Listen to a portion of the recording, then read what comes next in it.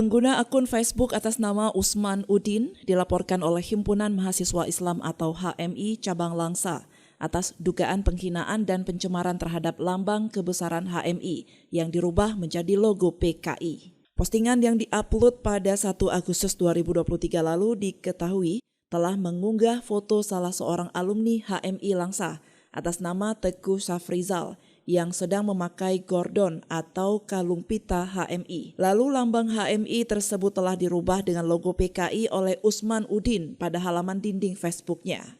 Kuasa hukum HMI Kota Langsa, Hasan Basri mengatakan pihaknya sangat mengecam atas tindakan oknum-oknum yang mencederai lambang kebesaran HMI tersebut. Tujuan kita kemarin adalah untuk membuat laporan kepada kepolisian terkait dengan adanya FB, menggunakan FB akun yang tidak kita ketahui yang mempublikasi menaikkan medsos gordon ataupun logo daripada HMI dirubah menjadi logo PKI. Ini juga kita menganggap satu pelecehan dan penghinaan terhadap organisasi HMI sebesar.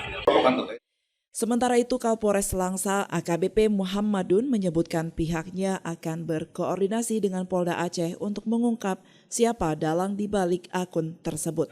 Terkait dengan postingan HMI yang diganti logo PKI tadi ya, dan sebenarnya mereka sudah ada laporan kemarin. Jadi tadi mereka menyampaikan bahwa sambil menanyakan juga sejauh mana perkembangan, dan kita juga sudah tidak lanjuti dengan mengirimkan postingan tersebut ke Polda, ke Krimsus Polda. Dari Langsa, Seli Novita melaporkan untuk Puja TV Aceh.